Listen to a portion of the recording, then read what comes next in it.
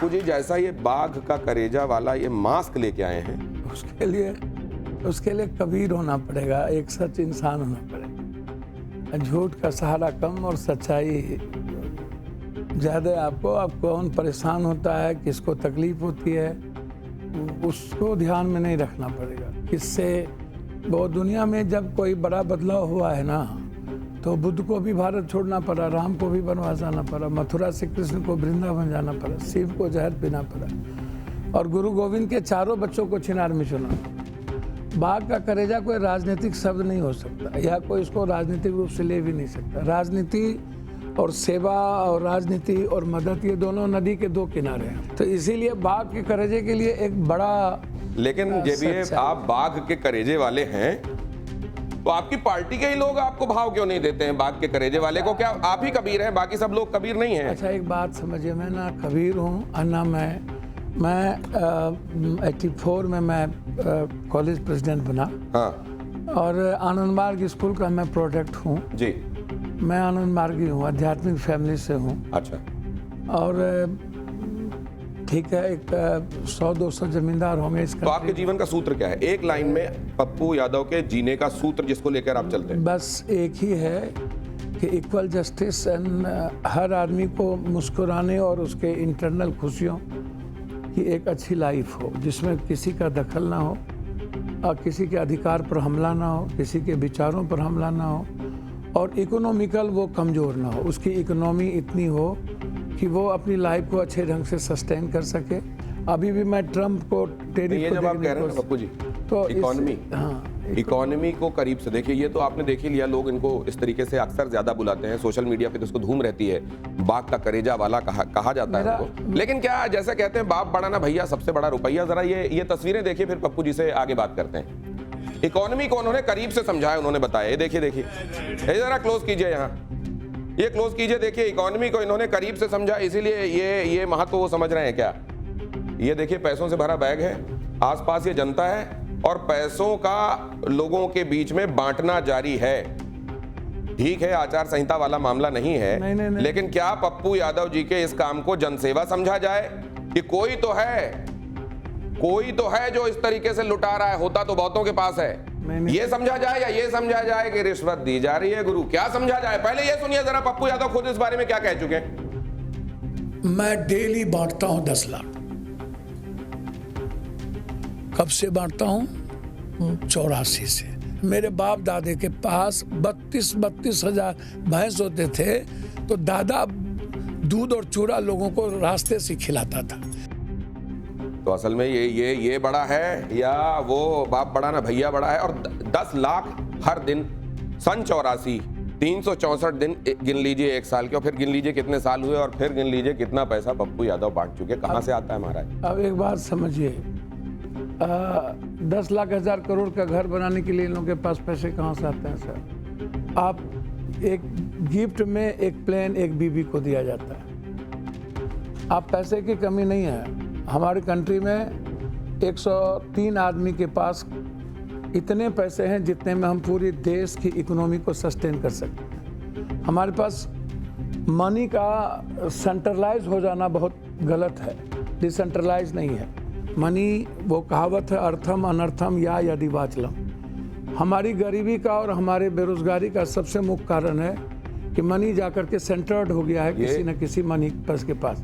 अब आप हमको कहते हैं कि पैसा न रुपया, पैसा कहाँ से आता है? एक तो मैं बड़ा विनम्रता के साथ कहूंगा कि 100-200 जमींदार होंगे तो सुनिए ना, मेरी बात सुनिए, क्यूरियोसिटी है मेरे दिल में। वो भी हम अरे कहते हैं किसी को मछली मार के देने से अच्छा है उसको मछली मारना सिखाओ, बंसी उसको पकड़ा दो हाथ। आपने रोजगार क्यों नहीं लगा दिया इतने का? आपने लोगों को पैसे क्यों दिए? मैं आपको एक बात मैं आपको बताऊं, लोग हमारे पास आज सुबह 7 लाख रुपया एक व्यक्ति का एक अस्पताल में बिल बन गया। 3,65,000 सुबह दे दिया, मेरे मोबाइल पर आप अभी चेक कर लो। और उसके बाद उसको बंधक रख लिया कि पैसा नहीं दोगे तो नहीं खत्म हो। मैंने 3.5 लाख रुपया आज सुबह उसको छुड़ा करके खत्म नहीं देने दिया, और फिर उसके पिता को मैंने उसके घर को सुपुर्द कर दिया। आज दिन में 60 है मेरे पर मैसेज, अभी पढ़ लो आप, मैसेज किया कि मेरी माँ मर गई, अस्पताल में 60-65 हज़ार का बिल बना, मैंने 35,000 रुपया दे दिया और 30,000 रुपया के चलते मुझे लाश नहीं दे रहा है, मेरा मोबाइल दे दो भैया, कोई लाश नहीं दे रहा है। मैंने अभी उसको 30,000 रुपया भेजा अभी, तब उसके लाश छोड़े। तो आपकी इच्छा शक्ति क्या है दुनिया में? अच्छा, तो आप करना क्या चाहते हैं? ठीक है सर, आपकी बात महत्वपूर्ण है, मैं समझा। नहीं, ये मोबाइल प्रूव्ड है अभी। कुल मिलाकर जो अभी तक अच्छा, आप हम बांटते हैं या नहीं, ये कोई चुनाव के समय का नहीं है। हाँ, मैं तो कह ही रहा हूँ वो कि चुनाव के समय का नहीं है, वो तो मैं कह ही रहा हूँ। अभी बाढ़ आया, मैं जानता हूँ। तो क्या नेताओं का क्या काम है? नेताओं का क्या काम है? तो क्या ऐसे ही नेताओं को जाके बांटना चाहिए? नहीं, सवाल ये है हिंदू मुसलमान करना। अरे आपकी बात करना, आपकी बात ठीक है, और ये क्या काम है? और आपकी नाराज वोट को खरीदना। नहीं, आपकी बात ठीक है और जायज है, लेकिन मैं एक बात जानना चाहता हूँ कि क्या देश में यही काम है? Money will must first and just, मतलब after money sex will must first and just, after sex caste will must first and just, after caste religion will must first and just. 4 themes in, मात्र 4 themes पर India का आराम से बोलिए तो लोग समझ पाएंगे। आप जैसे कह रहे हैं वैसे समझ नहीं पाएंगे। सर, मैं कह रहा हूं कि कॉन्सेप्ट क्या है इस Hindustan? Money will, why money आपको, आप कॉमन मैन के लिए आप बात उस पर करते हैं भैया, आम आदमी को। ठीक है सर, नटशेल में आपकी बात आगे लेके जाता हूं। अब देखिए, आपका राउंड हो गया, आपने महत्वपूर्ण तरीके से अपनी बात और प्रभावी तरीके से कह दी कि जनता का की मदद करने का अगर भाव है तो आप मदद कर सकते हैं, और मैं 84 से कर रहा हूं, उन्होंने कह दिया। उन्होंने ये भी कह दिया उनके पास हजार भैंसें थीं और उनके पिताजी तो तब दूध और चूड़ा चलते हुए रास्ते में चलते हुए लोगों, और वो उनके दादा, और ये देखिए ये एक परंपरा जो लेकिन सवाल ये है कि क्या देश के जो सिस्टम है वो काम नहीं कर रहे हैं, इसलिए पप्पू यादव को अलग से निकलकर इस तरह से काम करना पड़ता है? तो फिर ये सिस्टम जो हमने अडॉप्ट किए हुए हैं, क्या देश की जनता के लिए काम नहीं कर पा रहे? था क्या? सवाल ये है कि पप्पू यादव के तरीके के राजनेता क्यों? सिस्टम था क्या? कोई सिस्टम कोरोना के समय था क्या? ये भी वो पूछ रहे हैं। आइए अब जरा इसको एनालाइज करने की राउंड 2 शुरू हो रहा है, और मेरे साथ अवधेश जी। ये देखिए, रॉबिन हुड तरीके का जो ये काम है, ये निश्चित रूप से अपील तो करता है, लेकिन फिर पप्पू यादव जैसे लोग बहुतायत में क्यों नहीं है? और क्या जो वो कर रहे हैं वो सही है? नहीं, देखिए, संकट के समय बाहर में जाके अगर किसी को कुछ पैसा देता है कोई, तो मैं उसको उस रूप में नहीं लेता हूं। लेकिन अगर यही राजनीति का प्रतीक बना देते हैं कि पैसा दे के लोगों को खुश करना और चुनाव जीतना, तो वहां गड़बड़ी होती है। अब पप्पू जी के पास तो पैसे आ सकते हैं, लेकिन अनेक ऐसे ईमानदार पॉलिटिशियन हैं जिसको चुनाव लड़ने के लिए पैसे नहीं मिल सकता है, वो क्या करेंगे? लेकिन मेरा जो आपसे पप्पू जी प्रश्न है कि इतनी सेवा आप कर रहे हैं, लेकिन ये पूरा देश पूछ रहा है कि कोई आपके पास गया कि आप जनता दल यू में शामिल हो जाइए, कहां आप हमारे दोस्त हैं, आपको तो गाड़ी पर चढ़ने ही नहीं देता है, और उस पार्टी में आप जा रहे हैं, आप कार्यालय में जाते हैं, आपको कोई पूछता ही नहीं है, मंच पे नहीं आने देता। कल एक एमएलए जो है वो भी आपको जानते हैं, आप ही के क्षेत्र के हैं, कोसी क्षेत्र के, उन्होंने कहा कि वो महागठबंधन में है कि नहीं है वही तय करे, हमको तो नहीं पता है।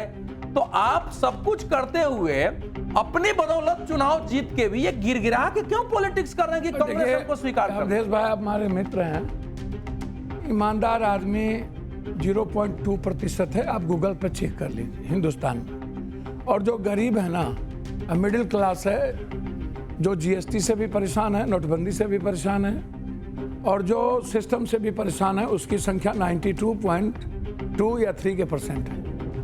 रेस्ट जो है या तो दलाल है या तो चमचागिरी करता है। ईमानदार कौन है? नेता कितने ईमानदार होते हैं मुझको पता है। पप्पू यादव 7 बार में 6 बार इंडिपेंडेंट है, एक ही बार पार्टी से।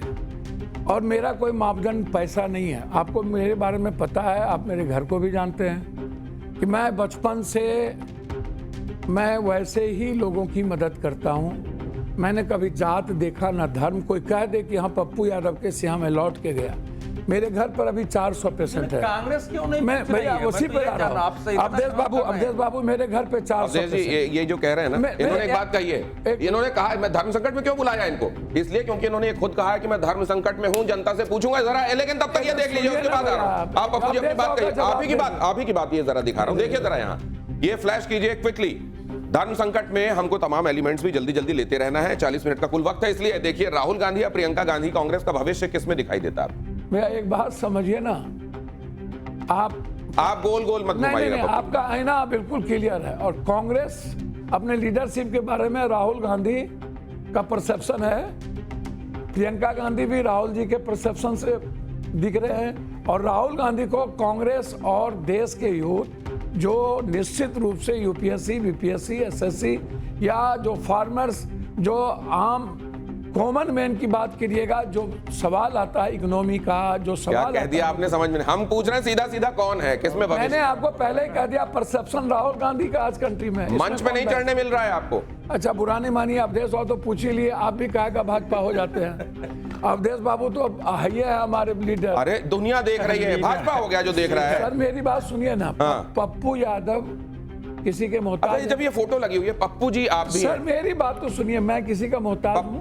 पप्पू के, सर हमको कांग्रेस ने जिताया है, हाँ या हम कांग्रेस की कृपा से 7 बार एमपी बने हैं? हाँ, हम राहुल गांधी जी या प्रियंका गांधी का ब्लेसिंग मेरे साथ एक as a family, as a अच्छे इंसान के रहे हैं, और मैं कांग्रेस की आइडियोलॉजी से प्रभावित रहा हूं। शुरू से सुभाष चंद्र बोस को मैं अपना एडमायरर माना। तो आप समर्पित कार्यकर्ता हैं, लेकिन पार्टी आपको भाव मैं नहीं दे रही। समर्पित कार्यकर्ता नहीं हूं, मैं एक वैचारिक रूप से कांग्रेस को मानता हूं। वैचारिक रूप से कांग्रेस, लेकिन सुनिए आपके ना, विचारों की अहमियत कांग्रेस को नहीं अब है। मुझे पता नहीं कि मेरी अहमियत किसको है, किसको नहीं है। हाँ। मेरी अहमियत जिसको मैं आपने भगवान बिहार में इतना मानता हूं। काम सुनिए किया ना, कांग्रेस के लिए, झारखंड में सर, इतना काम जनता किया, को- और फिर आपको भाव नहीं मिल रहा है उसका। सर, जनता को पप्पू यादव बेटे के रूप में अहमियत है कि नहीं है? लालू जी के लिए आप पप्पू क्यों नहीं हुए प्यारे अभी? अच्छा एक बात बोलूं, हाँ। लालू यादव जी को विपक्ष का नेता बनाने हाँ। में एक भूमिका थी पप्पू यादव की। नहीं, आप और क्यों नहीं 11 प्यारे हुए? जब आप लालू जी को सपोर्ट बीजेपी भी की थी ना, तो आप ये दर्द देखिए, और मैंने भी लालू जी के लिए की इतना मदद की। किया, लालू जी ने भाव नहीं दिया। कांग्रेस के लिए इतना कर रहे हैं, कांग्रेस भाव नहीं दे रही है। वजह क्या है? अगला सवाल देखिए जरा, यहाँ फ्लैश कीजिए। लालू यादव का सबसे योग्य उत्तराधिकारी आपको कौन दिखाई देता है? अच्छा एक बात तेजस्वी यादव, तेज प्रताप यादव, या मीसा भारती? एक बात बोलूं, एक परिवार का अवसर है या एक विरासत के ये तीनों चेहरे, जितने न्यूली लीडरशिप आ रहे हैं, आप इसको मान के चलिए उनके भीतर एक विरासत ही सिर्फ है। तो पहले वाले चाहे चेहरे भी तो मोदी विरासत की वाले बात चेहरे करिए, थे। चाहे रामविलास इससे पहले की, जो चेहरे मैंने रखे थे चाहे वो भी जीतन की, चाहे सिंधिया की, किसी एक को मत लाइए। लालू यादव जी ने अपना कॉम्पिटेंट तेजस्वी जी को मान लिया, तो लालू आप किसी का यादव, नाम लेने से बच रहे हैं, कोई वजह है क्या? मैंने तो कहा लालू यादव जी ने अपना कॉम्पिटेंट तेजस्वी जी को मान लिया, तो लालू यादव को तेजस्वी जी में भविष्य दिखा तो अपना कॉम्पिटेंट मान लिया। मैं कौन होता हूं इन दोनों में भविष्य देखने वाला, जब लालू यादव उनमें भविष्य देख लिए हैं तो। अरे तो देर सवेर प्रियंका कहते हैं कांग्रेस में सामने आएंगी, क्या इसी तरह मीसा भारती सामने आएंगी क्या? इस मुझको तो प्रियंका गांधी जी तो कभी नहीं कहा कि हम सामने हो, तो नहीं, आपने नहीं कहा, लोग कहते ना हैं। प्रियंका जी भी नहीं कहीं। नहीं, यहाँ पे आपको लगता है कि मीसा भारती सामने आएंगी? परिस्थितियां हीरो बनाती है, time will must be important. Time is hero नहीं इम्पोर्टेंट, होता। Time makes a person hero, ये उन्होंने कहा। अभी तक कही हुई बातों में शुभ्रस्ता जी का नजरिया और उनका सवाल। देखिए, कोई भी नेता, आप किसी भी नेता को आप अपने सामने बिठाएंगे, वो आपको गोल गोल लच्छेदार भाषा से सब कुछ बताएंगे, जो सवाल पूछा जाएगा वो नहीं बताया जाएगा। मैं पप्पू जी से स्पेसिफिक सवाल पूर्णिया से करती हूँ। पूर्णिया में एयरपोर्ट बना, आपने लपक करके कहा हमारी वजह से एयरपोर्ट आया, लेकिन पूर्णिया की आम जनता ने उसके लिए किया था। आपको कुछ पता होता है? पढ़े लिखे बिल्कुल हैं? पता है। 20 साल पहले मैंने प्राइवेट प्लेन एयरपोर्ट से शहनवाज, शरद यादव और रूडी मिनिस्टर थे, मैंने वहां से शुरू की थी। वो प्लेन मेरे मधेपुरा शिफ्ट करने के बाद रुक गया। मेरे मधेपुरा 10 साल एमपी रहने तक एयरपोर्ट का कोई चर्चा नहीं हुई। जैसे ही हम पूर्णिया से 4 महीना पहले जब हम आए थे, हमने 5 कॉन्सेप्ट दिया था। मैंने कहा था कि पहला 4 महीने के अंदर यदि पूर्णिया एयरपोर्ट शुरू नहीं हुई तो 6ठे महीना रिजाइन। सर 3 महीने के अंदर। तो आप दबाव की राजनीति करते हैं, सर धमकाने सुनिए ना वाली। सर, पूर्णिया को लेकर के बहुत सारी समस्याएं, बेसिक समस्या। आज पूर्णिया से पटना जाना हो कितना समय लगता है पप्पू जी? अभी पूरा कह लीजिए। जी हाँ, जी, हाँ। आपने कितने आवेदन लिखे होंगे कि पूर्णिया से पटना की जो सड़क है वो ठीक से बन जाए, स्टेट हाईवेज जो है वो दुरुस्त हो जाए, कटिहार पूर्णिया सहरसा को कनेक्टिंग लिंक जो सड़कें हैं वो नहीं अभी नहीं हुआ है। पूर्णिया को लेकर के आपने संसद में ऐसे कौन से बिल पेश किए जिसको लेकर के हम कहें कि बड़ा युगांतकारी काम हो रहा है? 7 बार के साथ। अच्छा, आपने इतनी सारी जो बातें और कही अंतिम उसको सवाल। समेट के नहीं, एक सवाल पूछिए। सर, रुकिए। एक सवाल, ठीक है, सर। एक सवाल। हम सांसद पॉलिसी बनाने के लिए चुनते हैं, हम सांसद बकैती के लिए नहीं सुनते। बकैती के लिए सोशल मीडिया पे रील्स हैं, हम देख सकते हैं। आपने लठैती भी कह दिया, बकैती भी कह दिया। बिल्कुल। जवाब। सर अब आप सोच लीजिए ये कितने चरित्रवान है लठेती और बकैती, एक लेडीज होकर के शब्दावली का चयन। जो लाठी का इस्तेमाल सुनिए करे वो सर, लठैत, और जो मुंह ज्यादा चलाए वो सर वो सुनिए ना बकैत। सर सुनिए ना, लेडीज और एक जेंट्स महिला है अमर्यादित शब्द नहीं बोल। अरे हमारी यादा अनपार्लियामेंट्री नहीं है, वरना मैंने टोका एक मिनट होगा। सर सुन लीजिए। हाँ, हाँ। पहली बात आप सुन लीजिए कि रोड की बात, NH, ये वीडियो है मेरे पास गडकरी के। मधेपुरा में जाकर के गडकरी ने अपने इस भाषण में कहा, बगल में सुशील मोदी डिप्टी CM थे, सभी लोग, बोला कोसी सीमांचल में एक NH को छोड़ के जो अटल जी ने एक्सप्रेसवे दिया, क्या कहते हैं, गांधी सेतु, सारे NH पप्पू यादव की देन है। और पप्पू यादव नहीं होते तो आज मैं 14 NH का शिलान्यास यहाँ करने नहीं आता।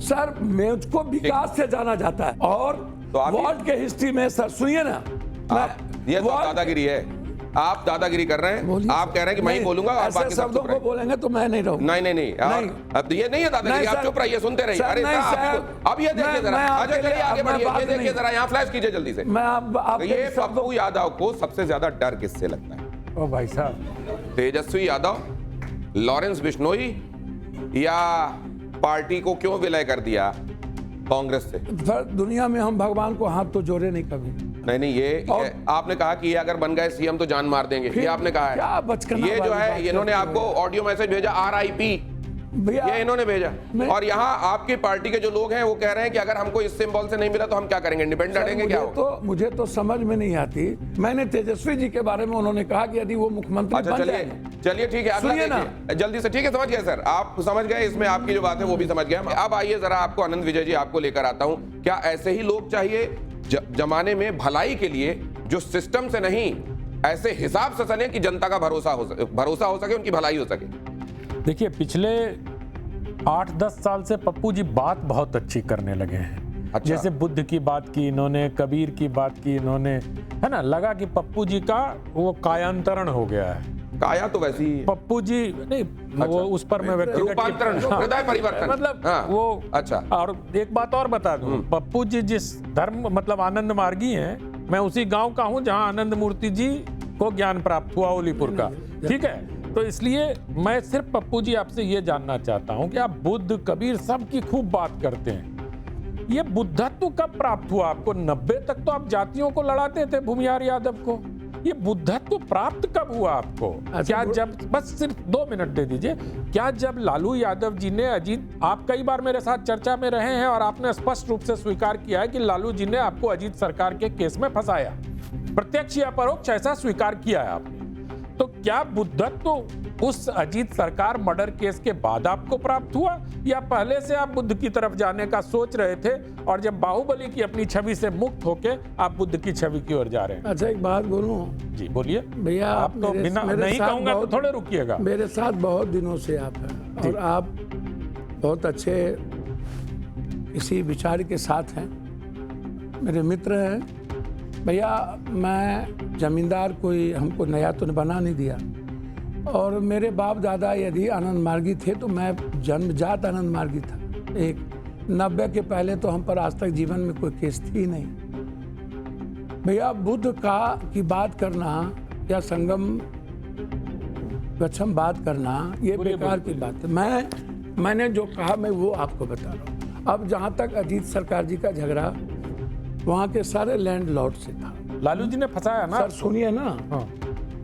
हम पर तो कभी जीवन में आंदोलन छोड़, कॉलेज का आंदोलन और आचार संहिता छोड़ के कोई एक केस, मैंने तो चैलेंज किया मालकिन को, कोई एक केस निकाल के दिखा दो जिंदगी में। अभी यहाँ से उठूंगा, जाके रिजाइन कर दूंगा अभी सर, अभी ना किया तो मेरे पैदाइश में फर्क होगा। आप जितना जोर से चिल्ला सर, रहे हैं, उतना मैंने जोर क्या से कहा? चिल्ला के मैं सर, बोल नहीं सकता भैया, लेकिन मैं मैंने- सिर्फ पप्पू जी ये कह रहा हूं कि हमने वो दौर भी देखा है जब मंडल कमीशन दूसरी के बात बाद- आपको सुनिए, मैं बता दूं। मंडल कमीशन के बाद आप मधेपुरा से निकले थे यादवों का झुंड लेके और बेगूसराय होते हुए बड़ैया की तरफ पहुंच रहे बुरा थे। नहीं मानिएगा सर, हाँ, वो दौर भी देखा सर बुरा नहीं मानिएगा। आपको पता है वो दौर के बारे में? जी यादव नहीं थे उसमें सर।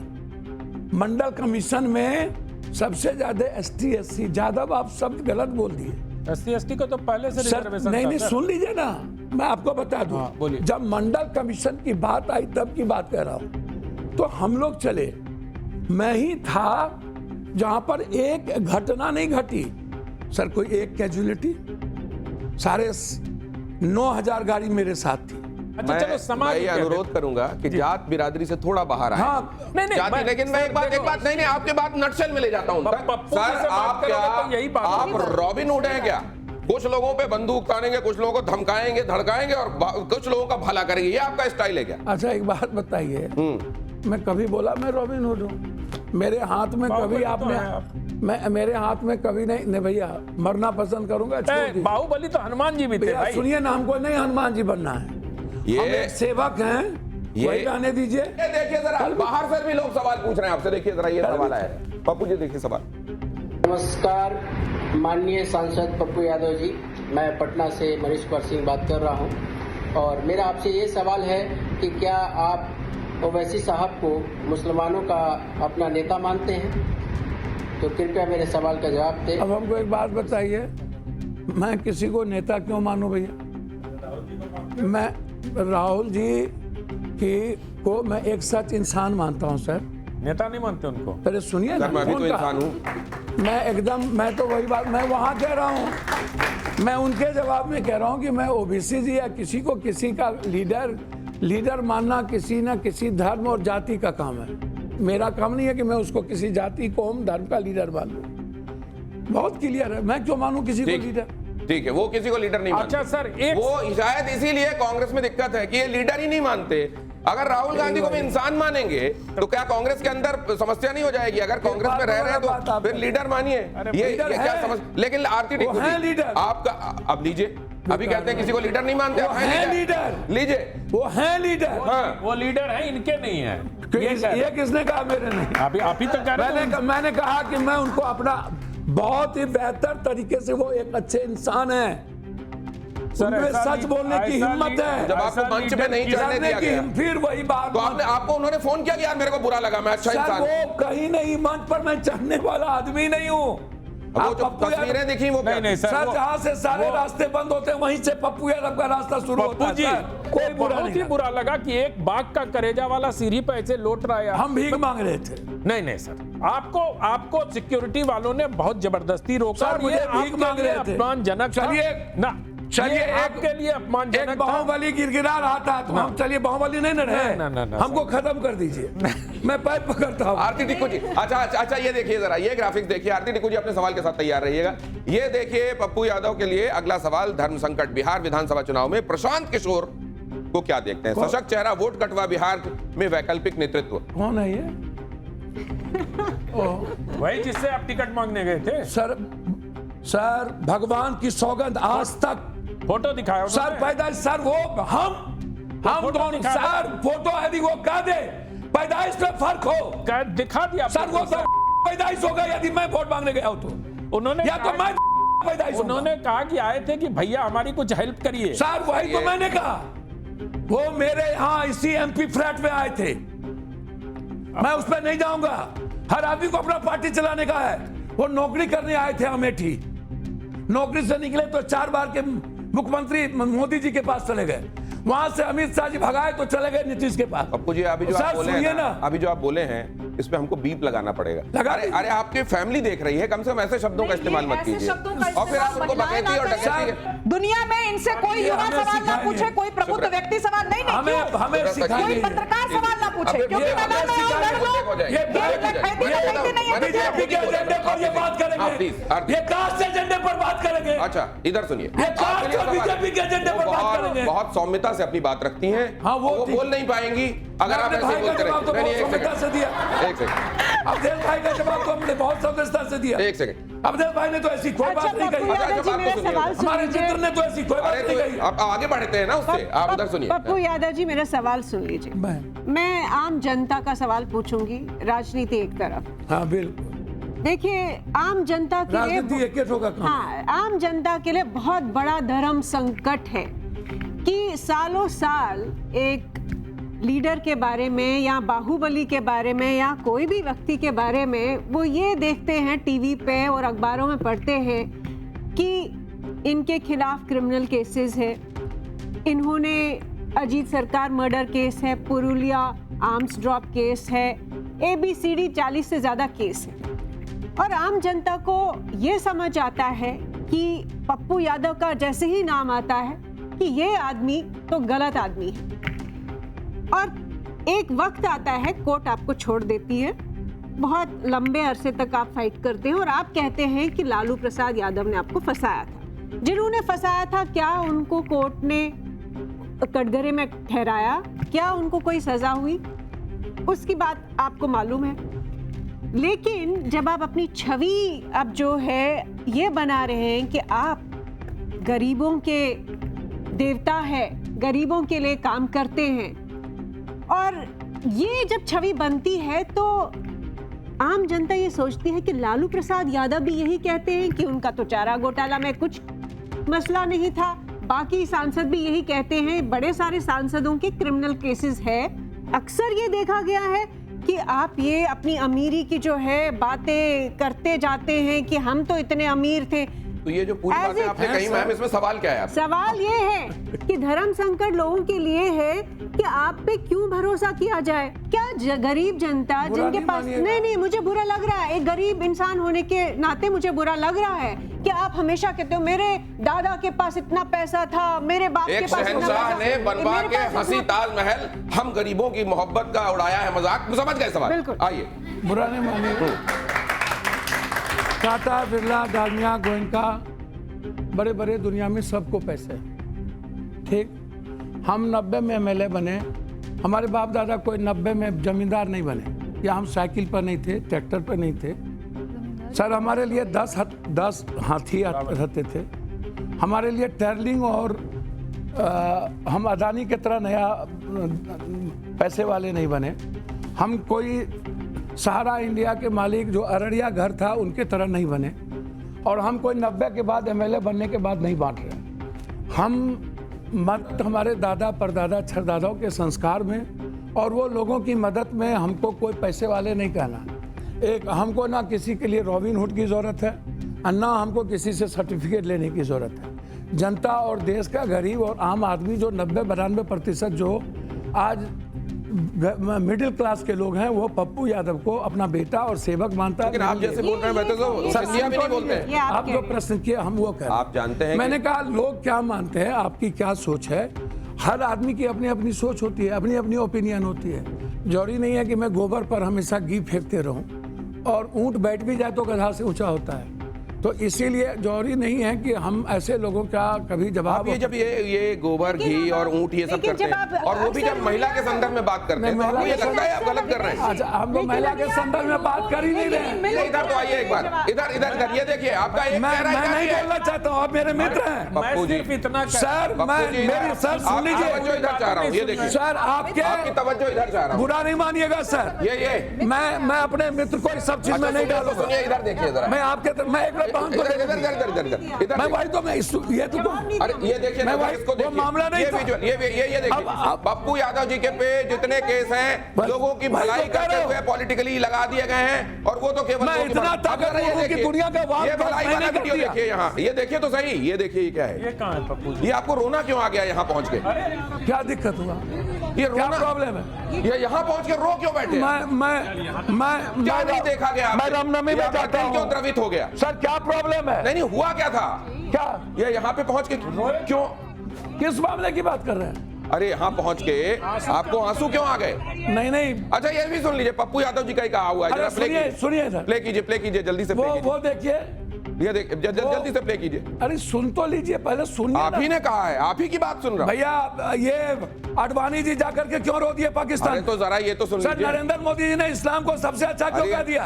आप ही की बाइट है, सुनाइए ना जल्दी मैं से। कह रहा हूँ अडवाणी जी और अल्लाह को आप खुद महसूस कर लीजिएगा, पूरी दुनिया इस्लाम ना कबूल कर ले तो मेरा नाम बता दीजिएगा। और मैं रामनवमी में भी मैं कृष्ण का वंशज हूँ। आप बोलते रहिएगा तो मैं चलाता रहूंगा। इस्लाम ना कबूल कर ले तो मेरा नाम बता दीजिएगा। अपनी बात सुन लीजिए। और अल्लाह को आप खुद महसूस कर लीजिएगा, पूरी दुनिया इस्लाम ना कबूल कर ले तो मेरा नाम बता दीजिएगा। क्या बोल? अल्लाह को जिस दिन आप महसूस कर लीजिएगा पूरी दुनिया इस्लाम ना कबूल कर ले तो नाम बता। बोले हैं आपने कर लिया कबूल? आप सुनिए ना, आप ये बोला हूं मैं जलसे में, और मैं मुसलमान को भाई को कहा हूं कि आप इस्लाम को नहीं मानते, अच्छे ढंग से नहीं समझे। मैं आज भी कह रहा हूं, अब अवधेश जी को बोलना चाहिए भाई। मैंने मुसलमान भाई को कहा, अरे तो अब दुनिया को इस्लाम बना देंगे क्या? मैंने क्या कहा उसको? नहीं ऐसा है, उसमें आप ये कह रहे हैं कि जिस दिन आप अल्लाह को महसूस कर लीजिएगा भैया, दुनिया इस्लाम हो जाएगा। मैंने उनको क्या कहा? मैंने उनको वहां पर क्या सब थे, वहां ट्रैफिक था, एक कैसा देश होना चाहिए। मैं एक मिनट शांत हो जाइए। बोलता हूँ भाई, एक अरे ये छांगुर वाला काम कर रहे हैं, इनसे पूछिए छांगुर वाला है। ऐसा है कि दो बातें हुई है। देखिए आप बैठे, क्या अल्लाह को महसूस करने से दुनिया इस्लाम की हो जाएगी? ये आपके अंदर कहां से भाव पैदा हो गया? खाली मुस्लिम वोट के लिए है या कुछ और कारण है? ये उत्तर दीजिए। अब आ जाइए। मैंने वहां कहा, आनंद मार्गी के दिमाग में कैसे विचार उत्पन्न होते हैं? मैंने वहां कहा कि इस कंट्री में सनातन का वो सभ्यता है, सदाशिव ने वसुधैव कुटुंब को लाया, सर्वधर्म संभाव को लाया, कृष्ण ने गंधारी के श्राप के बावजूद भी एक सनातन के विचारों को एक्सेप्ट करते हुए कर्म प्रधान दिया। उसी तरह मैंने कहा उस जलसे में कबीर, कृष्ण, बुद्ध, नानक, मोहम्मद, यदि आप न तो हदीस को मानते हैं, कल भी मैंने कहा, वो आप ओबीसी को कहा है वो वीडियो, मैंने कहा कि ओबीसी साहब आपको Z+, मैंने कल कहा कि पहले मुसलमान भाइयों में जो अशिक्षित हैं उनको कुरान और हदीस को बताइए।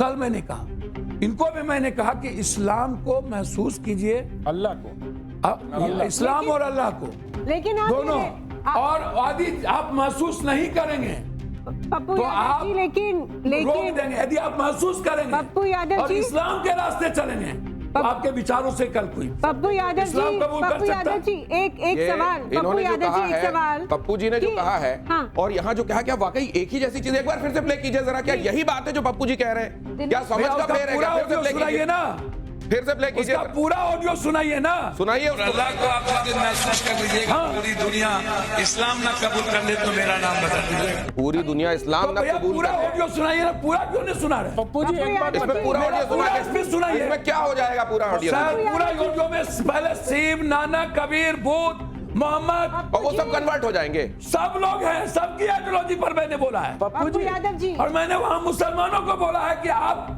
इस्लाम को नहीं महसूस करते हैं। पप्पू यादव जी, मैं आज भी आपके कह रहा हूँ। अरे सर, ये इसका जो फॉर्मेट है पप्पू जी हमारे शो का, इसमें मैं आपके सामने एक नाम लूंगा और आपको एक लाइन में उनके बारे में कुछ कहना है, ठीक है? पहले लालू यादव। लालू यादव, क्या एक लाइन में आपके दिमाग में क्या आता है? लालू यादव। सामाजिक न्याय के पुरोधा हैं, कर्पूरी जगदेव के नीतीश कुमार, अच्छे इंसान, तेजस्वी यादव, अवसर मिला, परिवार का अवसर उनको मिला है। सीएम बने तो जान मार देंगे। जी नहीं, फिर मैं आपको कह रहा हूँ वो लाइन अलग था। अच्छा। कि सीएम वो बन जाए, हाँ। मैं रहूं ना रहूं, मुझे बिहार छोड़ना पड़े, मैं छोड़ के चला प्रशांत जाऊं, किशोर बने। जी प्रशांत किशोर सर, डिरेल और वो मुख्यमंत्री का सपना, पहले एमएलए नहीं बनेंगे, अब मुख्यमंत्री बन जाएंगे। ब्लैक मनी ला करके वो चाहते हैं, बिहार है वो, अन्ना हजारे, और दिल्ली नहीं है ब्लैक। इतना सारा जानते हैं आप, और पहले कह रहे थे कौन है ये? हाँ, सब जानते हैं। हैं, नीचे दिखाते हैं आप, ऐसे बता तो रहे थे, सब जानते हैं। अच्छा, नरेंद्र मोदी जी 15 साल 11 साल उस व्यक्ति को इस देश में मजबूती से दिया, लेकिन यदि आज भी मैं कह रहा हूं वो चाइना जा रहे हैं और अमेरिका आज भी 50% टैरिफ लगाया। सर, वो दुनिया को मजबूत करने की ताकत थी, लेकिन वो इस ऑपरेशन के बाद आम आदमी के बीच और पूरी दुनिया के बीच वो पॉलिटिकल क्रेडिबिलिटी उनकी खत्म। रिपीट सर, बीजेपी की क्रेडिबिलिटी। अच्छा, चलिए, आपकी निगाह में ऐसा है। प्रियंका गांधी सर, एक साफ, बेबाक और टू द पॉइंट बात करती और सीधा, क्लियरिटी है, फेस में भी, भीतर में भी, ओपन भी। और राहुल गांधी? राहुल गांधी सिर्फ सच बोलने की हिम्मत है, वो न झुकता। 10,000 किलोमीटर चलने वाला एक व्यक्ति, सेकेंड बार मनमोहन सिंह जी ने पीएम के लिए ऑफर किया, उसको छोड़कर लड़ने वाला व्यक्ति एक हिम्मत है जो देश के 90-92% लोगों की आवाज बनी। और हेमंत सोरेन? हेमंत सोरेन एक बिल्कुल वो एक व्यक्ति है, स्टालिन और हेमंत सोरेन को आप देखिएगा तो लगातार हम आदिवासी और वंचितों के लिए काम कर रहे हैं। ममता बनर्जी एक विभाग, साफ सुथरी और ईमानदार छवि है। अच्छा, ये जब आप देखते हैं पार्टी में कहीं कल्याण और महुआ जैसा कुछ मामला आपको कहीं वहां होता हुआ दिखाई देता है, इंडी एज सच एक अलायंस, इसकी मजबूती ये कैसी दिखाई देती है? सर घर में भी झगड़ा रगड़ा होता है, देहात में किसी को नहीं बनता है, पड़ोसी से किसी को नहीं बनता है, विचारधारा पार्टी के भीतर में रहती है, अलग अलग विचारधारा रहता है। आप बार बार पार्टी मुझको सर एक- कह रहे हैं, ये SIR आपके लिए क्या मायने रखता सर मेरे लिए माने नहीं रखता, बिहारी के लिए माने रखता है। बिहारी पर हमला है, बिल्कुल उसके वोट पर हमला है, उसके नस्ल पर हमला है और गरीबों पर हमला है। तो अब तो मैं एक ही बात नहीं मैं आप जब एक चीज कहने लगते हैं ना फिर किसी के पास कोई जवाब नहीं होता पप्पू जी। पप्पू जी आप तो और वो जो है ना वो ये है भाई साहब, इसके बाद किसी का कोई सवाल जवाब बचता नहीं। आवेदन और ये कहा जाता है कि 3 फिर लाख उसी की भैंस होती है जिसके पास ये होता है, जिसकी ये लाठी उसकी मैं, हाँ कहते हैं ना, जिसकी जो जीता सो सिकंदर, हाँ ऐसा नहीं होता। जिसकी संख्या उसकी आवाज। अरे एक आप जैसे जोहार जोड़ते जाए। ये चारों संख्या एक नहीं वैसे ये आपको से ले गया है। नहीं वैसे ये जो है ये तीन। पप्पू जी आप आप एक सेकंड इसको आपके हाथ में अच्छी लगती है, ये पकड़िए ना एक बार। क्या पकड़? अरे एक बार सर मेरे हाथ में अरे वो भी है, ये अरे अच्छा वो भी, ये भी अच्छा है, ये वो अच्छा भी- लगता है। अरे शास्त्र और और सुनिए शास्त्र ना, दोनों चाहिए अरे होते हैं। सुनिए ये एक ना, सेकंड लीजिए ना। सुनिए ना, तलवार है उनको लाठी मत दीजिए भाई। तलवार हाँ, वैसे ही डर लग रहा है लाठी मत सुनिए दीजिए। ना। हाँ, तो ये आप मेरी अरे बात आपका वो सुनिए ना। स्वरूप लोग देखना चाहते हैं, वो क्यों कैसे दे आप रहे इस पप्पू काया जी के को साथ भाई? इतनी खूबसूरती के साथ ये बांझते हैं। को भला एक बार दिखाइए ना कैसे होता है ये। लाठी एक सेकंड लाठी से प्रॉब्लम कुछ नहीं है। आप हाँ, कहते हो ये कि कैसे देखिए। चलाते हो, आप कहते हो कैसे चलाते हो, तो मैं क्या प्रॉब्लम है, आप ऐसे चलाते हो। एक राउंड और इसको क्लोज रखना है। ये तो आरएसएस की ट्रेनिंग है लगता है। ये मेरे बाप दादे की भैंस चलाने वाली लाठी है, मैं भैंस चलाता हूँ और इसी लाठी से हम आजादी लिए हैं, इसी लाठी से। हाँ बापू के पास था जी बिल्कुल। इसी लाठी से आजादी ली। अरे आप उनको एक बार उनको रवानगी में भांजने दीजिए। तो ये हैं पप्पू यादव, रॉ हैं, कई बार अनकूथ हैं, कई बार इस तरीके से सामने आते हैं कि शायद आपको लगेगा कि सांसद होते हुए भी क्या सभ्यता का दामन ये थाम के हमेशा चलते हैं, लेकिन उनके जानने वाले, उनके मानने वालों के बीच में वो वहां बैठते हैं जो संसद से भी शायद आप बड़ा मान सकते हैं। इसमें एक सवाल और भी है और वो सिस्टम के लिए एक बड़ा धर्म संकट है कि क्या पप्पू यादव के तरीके से ही लोगों की भलाई हो सकती है? सिस्टम क्या अपने आप में इतना पेचीदा और उलझ कर खड़ा हो जाता है कि वो जिसके लिए बना था उसकी ही भलाई का काम नहीं कर पाता है?